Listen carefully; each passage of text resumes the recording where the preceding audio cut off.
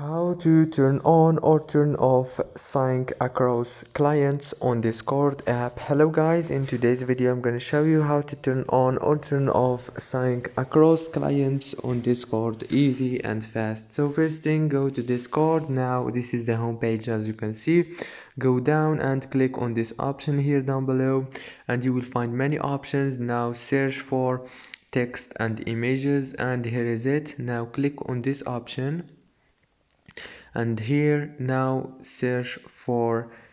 go down and search for the sync across clients, and here is it. Now you can turn it off or turn it on as you want from here. Don't forget to like and subscribe if this video was helpful for you. Thank you so much for watching. See you later.